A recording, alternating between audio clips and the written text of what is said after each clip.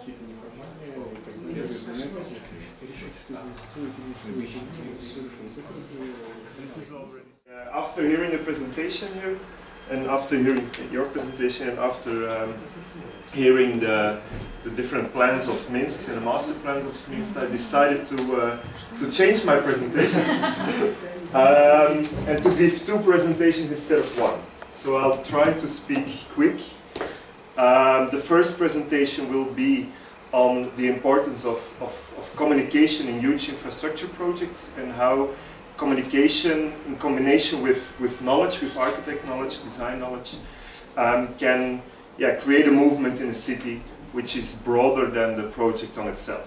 And then the second presentation will be more on also the new role of planning and architecture. Will be on my own office endeavor, where I'll show you some different skills you may need as an architect. The first presentation is about Ringland. Ringland is the country of the road, the country of the ring road about Antwerp. That's the title. It's I was part of that movement. It's a civil society movement, which here is the city of Antwerp, which tried to imagine another future for the huge ring road which is around the city and which now creates pollution, which creates a not possibility to build around it. A lot of construction projects are stopped because of the pollution of the ring road. And we started with another vision of, hey, maybe we can start to cover the ring road and at that moment create a 10th district for Antwerp. The whole area, if it's covered, it will be the same size as the inner center of the city. So it's a huge change. The advantages of Ringland were better mobility. We tried to find out a mobility solution, a more healthy environment and more space for the city because there is an extra district in the city created. This is the actual situation of the ring road. I will tell you now a bit the mobility solution we came up with. The actual ring road. The big problem of this ring road is that there are some people who just need to pass the city. Other people have their destiny in the city, and because of that you get a lot of changes in traffic which creates traffic jams, problems, etc. What we proposed was, let's split these different ways of traffic. The one who has to go to the city can choose, for instance, the left side. The one who just has to pass the city choose the right side. Then we add a tunnel on it. It's interesting because the ring of Antwerp is already on a -2 level, so it's not digging a complete tunnel, but just covering the ring road which is there. And we add kind of a single, it's a local road on top of it, and because of that you have an interesting interchange between the ring road and the city itself. From this mobility concept we started to think of other possible solutions. If you start to cover the ring road, maybe we can also, for instance, find an answer on the whole water problematic in Antwerp, where there is no infiltration of water anymore, no possible infiltration of water anymore. By covering the ring road there will be again infiltration of water. So these were some initial ideas which were developed in the architect office where I used to work for, which was the basis of Ringland. But it just started in our minds, and now we had to start to campaign for it, to get it bigger, to get it more realistic, to get it accepted by government, etc. We just started very easily with a lot of these affiches all around the city. A lot of people were on the affiches, we want Ringland. A lot of people also wanted it. Yeah, launched the website, launched visuals. What is the actual situation? What can be the situation? And started with a colloquium. The colloquium was last year, 1.5 years ago, where we started to present these initial ideas.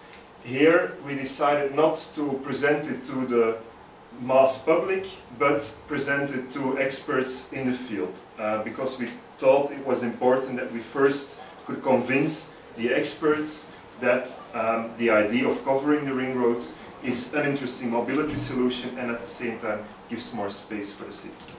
It was not just a moment, it was a moment 2 or 3 months before the elections, before the regional elections in Flanders and before the municipal elections. It was an important moment because, of course, at the moment of elections, a lot of politicians are open for new ideas and want to support new ideas. We strategically took this moment to start to talk towards politicians because we thought that it was a bigger chance if we could raise support during the elections where, for instance, the press is very aware of what is all happening. A lot of politicians want to get reactions, and that was our moment to develop a kind of a basis for Ringland. So the colloquium was in the beginning of the elections. We not only did that, from that colloquium every day we planted the flag next to the ring road, and we asked other people to come to this flag and to support us. Schools which were next to the ring road, which were affected by the bad pollution of the ring roads, well, hospitals, etc., etc., etc. This growth, of course, also with a Facebook page next to it. A festival we organized last June on the road. There is one part of the ring road already covered on that cover of the road. And it became bigger and bigger and bigger and bigger. A big manifestation, 15,000 people. The big cultural hall of Antwerp. People were coming to listen to our plans. Yeah, Facebooks, the Marathon of Antwerp in Ringland t-shirts, etc., etc. So bigger and bigger and bigger. But then we thought, okay, there is another strategic moment coming. So the first one was we need to convince the experts. The second one was, okay, we need to convince the bigger public during elections because then the media is on it, we can do big campaigning. The third one is, okay, we don't only want to have fans, we don't only want to have thumbs on Facebook, we want that the people of Antwerp really see the project of Ringland as a project of their own. And on that moment we also needed finance to campaign as well. We started to sell parts of Ringland, square meters of Ringland. Everybody could already buy a square meter of Ringland as its future land where he could build on. Then it were elections, and in the new governmental agreement, Ringland, or the covering of the ring road, was mentioned. That also the new government has to give answers to the questions we raised during the campaign. So that was a kind of a first victory. At the same time, this government was also saying, we don't know when we're going to do it. And we don't know if we have the money for it. We are going to research it. So it was a victory, but at the same time it was a bit of a doubt for us of, okay, what are they going to do with at the end with it? Yeah, these were all elections. One day before the election, we had a big Ringland wave over all the bridges. People waved to a caravan of motorcycles, which were going with Ringland flags all over the ring road. 20,000 people. 20 days after election, our big Ringland festival. We knew, okay, there are a lot of people pro-Ringland, also the politicians are pro-Ringland, but we don't know when it's going to happen, etc. To have more clear answers on it, we started a crowdfunding action. We asked the people of Antwerp to crowdfund 100,000 euros. We got that after 2 months of campaign. 5,000 people contributed to the crowdfunding action, and with that we asked 5 other architect offices, known architect offices in Belgium, to develop studies on the funding of Ringland. How are we going to pay it, how much it costs, and how we are going to organize it. More about the mobility aspect. Does it really work, and can you prove it that it does work? A third was on the health issue. Give us maps to show how Ringland will affect the surrounding of the city. A fourth one was on the urbanist model and going in detail on how the Ringland will look like. So I think some lessons of Ringland can be interesting. In the beginning it was just a first practice of an architect office, which started something. A government which was not really taking up the project. Now 2 years later, we are really collaborating with the government because they see that we have huge support in the city. So it's important when you're doing infrastructure projects, it's not only about promoting this infrastructure project, but really make clear what the added value is of this infrastructure project for the whole city, for different people living around the city. Yeah, this is about the office. I started 6 months ago. It's called Endeavor. Endeavor in English is a word which means exploring, searching. And it's an office I started 6 months ago with other 2 partners. We're now with 5. And we have the endeavor to do social spatial research, design consultancy and process guidance. So we don't design ourselves. We're not going to build anything, but we just want to play a kind of an intermediate role between civil society and architect and designer. To have this moderating role, it's not something easy because there is no market for it. At this moment, there is not such a role in Flanders. No other office takes this role. So we had our ambition, we had our role, but we had to come also with a financing model to fund it. Our ambition was very clear. Revival of social ambitions. What we wanted to be the idea that okay, spatial projects have the ability to increase the social quality of urban areas and neighborhoods. Maybe it's important to know in Flanders in the 70s we had the starting of urban renewal. At that moment this was put on the agenda by civil society. In the 80s governments took it and used it and started to explore it and started with a lot of neighborhood redevelopment programs. But in the 90s it kind of completely changed with a lot of public-private projects which invested in the cities, but we're more and more investing in bricks and less in people. And I think we reacted as Endeavor on that change in practice and tried to stop that project only invest in bricks, but okay, let's see what is the, and here we see it in our ambition, how can we increase the positive social impact of spatial projects? That was the ambition. Okay, to do that, we had to define our role.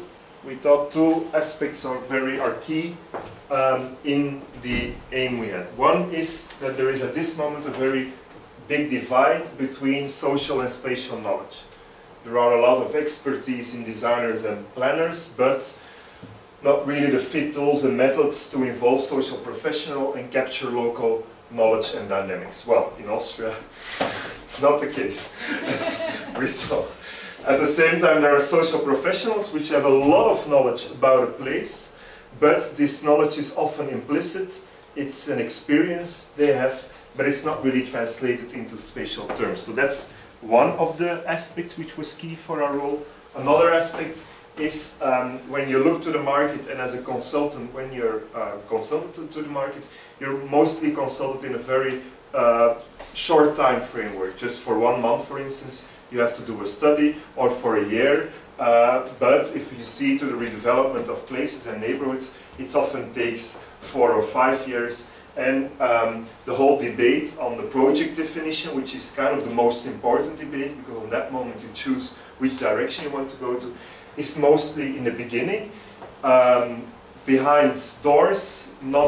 It's not a public or an open discussion, and normally architects are not involved in that. So we wanted to have a role which is not only involved when the project starts or when it has to be designed, but also before. Maybe just add, what is important of course here is that we are not only architects. For instance, I'm a sociologist of profession. Afterwards I did urbanism. My other colleagues are also architects, but then also dedicated in social geography, so we have this mix of profiles. To make this concrete, or to get funding for this new role, we decided to not only start an Endeavor office, but also start an Endeavor fund. So our office is based on 2, you can say, circles. One is the Endeavor office, where we do normal consultancy. but normal consultancy, always based on our expertise, of course, is socio-spatial expertise. I will show you some project where you see that there is more and more questions for this kind of consultancy. But if we would only do the Endeavour office, we would still have the problem that we are there on short-term projects, etc., not this long-term project. For that, we need the Endeavour fund. The Endeavour fund is an amount of money, which we first invested ourselves, where we could react in one way to questions from neighborhoods. For instance, when there in a neighborhood there is a community which wants to have a new vision on their neighborhood. With this Endeavour fund, we can pay ourselves to start to work there. But that's one thing. The second thing is with the Endeavour fund, we do communication about new topics in the field, a bit what the Minsk Urban Platform does in one way or another. And we also give lectures and lessons that we all teach at the University of Leuven, which also gives us a bit of money to put in the Endeavour fund. So that's, you can already, no, maybe I'll finish my story. There are two dynamics in Endeavour. If they would be just two separate dynamics, then it's not that interesting. Then you would struggle to kind of survive in your Endeavour office, and you would struggle to survive in your Endeavour fund. As I can imagine, also for the Minsk Urban Platform, it's a struggle to exist and to grow, etc. So we were thinking of, okay, they have to exchange. And one way or another, we have to make sure that if the Endeavour fund, if there is a lot of communication, it has to give the Endeavour office more work, more consultancy, and because of this more work, we can, for instance, give 5% back to the Endeavour office, and in that way create our own ecosystem to work. And that's the way how it's now evolving. Well, it's just 6 months, so we just started. But we already see that because of the communication we do with the Endeavour fund, and because of being active in all around Flanders, we get more projects because people started to know Endeavour, and we can create this kind of circular approach. The project we did the last 6 months are diverse. Here in the Dam neighborhood, it's a neighborhood in Antwerp where there was this question of a local community to help them, because 1/3 of their neighborhood was going to be redeveloped. It was an old slaughterhouse site. There we started a process where in the beginning was investigating how does this place work, what are the needs of people, etc. Then starting to translate it not only towards the people themselves, but also trying to kind of convince the city and convince the developers to take the needs of these people into account. This is said in a very short way, because of course it's much more complex. But at the end, now we reach, there is now a competition on this slaughterhouse site, and we reach that there will be a voice of the people in the competition and in the jury of the competition, that the architects who have to design for this new slaughterhouse have to react to the needs of the people, and really have to concretely say in what way they take it into account or not. And that we start a steering group, of a participation steering group for the next months, or well, for the next years, for the whole redevelopment, where representatives from the neighborhood sit together with the developer, with the city council, etc. There, in the Dam case, you see that being an architect in this way is not only about spatial translation, about spatialized things, see what is possible, but it's also here was very important to organize the neighborhood in one way or another. To organize them, to see who can be the representative for what kind of field, that they can do it without us, that at one moment we could go away, and that they are a machine of participation, and speak with a clear voice towards the city, towards the developer, to co-create this project. Another type of projects where we are asked for are really design consultancy. Is most of the time we're asked to organize hearings for instance, the design of public spaces most of the time, we don't just do hearings at that moment. We always choose to already spatially translate the things we hear in a way that it can directly be a starting point for the designer to design the square in the space. For instance, we did it here in the design of a Groenplaats, where we observed and talked to the people and could see different dynamics of the Groenplaats and conditions for the designer if they wanted, for instance, that it would still be a vibrant place, that they were not allowed to do this, this and this and this. In another place here was in Brussels, the ring road. We talked with people and we translated it in a model which was directly given to the minister in a way that he could easily or quickly see what are the important places, what are the less important places, how are the streams of people at this moment already going, where can you combine your redesign for public space with it, etc. So this is all about here. If I go back to, okay, what is the role of architect and planner here?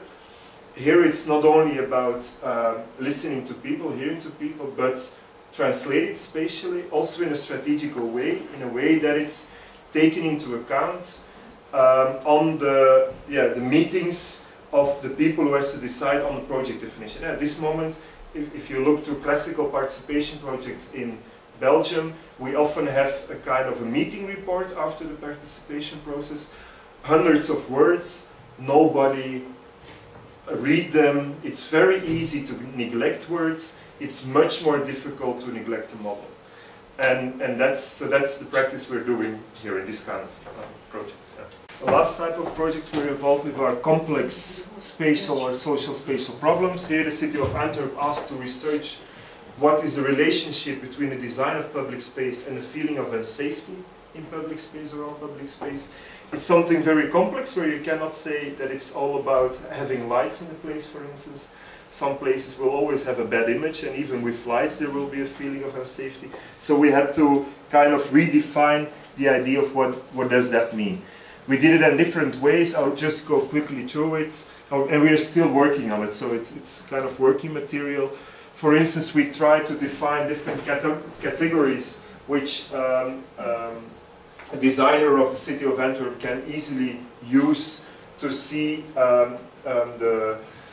this is very spatial, the things which lie behind the feeling of unsafety. For instance, if you can easily look to everywhere, if you can define where you are or where you need to head to, these kind of aspects, or spatial aspects, and we try to make a tool that the city can use it directly to look to their spatial places. On others, it's not about the space, it's about talking about the space, about using of the space. Here we observed a neighborhood street for a couple of days and tried to map all the interactions which were there.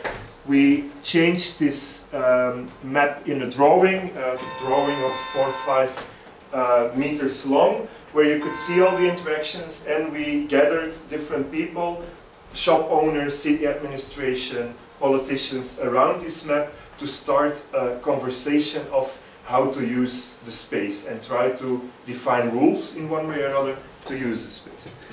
Now here you see this happening. Another way was here, it's maybe a bit, it's an interesting project I think for Minsk. Here it's a project of social housing, modernist social housing, big blocks, and they now build a new project in the middle of it, with which much smaller scale, mostly looking to healthcare services. But we saw that there was still a feeling of unsafety, although it's a very nice and good project.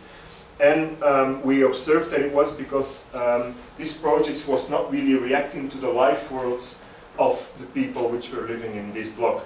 If you don't change their apartment, which is their direct life world, and which is kind of a bad place to live for a lot of people, if you don't really act towards that and only act in this big public space, then they will still have the feeling that they live in a bad neighborhood, still have the image of the neighborhood, of a bad neighborhood, and you don't change this image by that. So we're now trying to find a tool for the city of Antwerp to define these life worlds of people and how to react to these life worlds of people. I think from this experience we have, and now it's the end, we have 9 skills we defined, which are important skills if you want to work in a different way as an office, and important skills which are not classical skills for architects.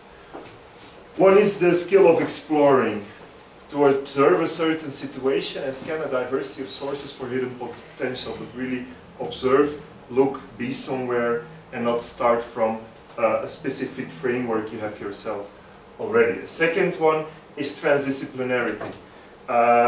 So observe regardless of your own background. It's a bit similar to the explore, but also act across disciplines. You saw it in, for instance, the case about public safety. It's a combination of spatial design, but also of social dynamics. It's important to go over the disciplines.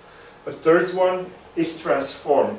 Focus not on a realization of a concrete spatial design proposal, but more focus on a process of change and be trustful that these projects and concrete design proposals will come afterwards and will come out of it. You can be sure of that. The fourth one is the framing aspect. It's the idea of, okay, make use of problems you see in naming the potentials and specific assignments of spatial change. So try to use problems and change them in, as a starting point for the story of potentials and spatial changes. And the last 5 is propagandize, claim a place on the agenda by using a bit of an activist approach, using media, public opinion. The Ringland project shows that. Initiate, trigger, organize, and finance independently the process of change as a social cultural action. So start something up. Also a bit the Ringland project. Involve, to see personal presence, involvement, and loyalty as an essential investment in a place of change. I think the practice which was shown before shows it very much. This involvement is important, to be there as an office for 3 days and more. Democratize is a fourth one. In a change process, local knowledge and involvement lead to better projects. Yeah, I think we share that idea. And the fifth one is to continue, is to take care of the continuity of the change beyond the temporary. It's not that you are in a place somewhere, start something, no. Go back to that place. Also, as a government, when you design a project, go 1 year later, go back to this place, see how you can change it more, adapt it more, etc. And that's it.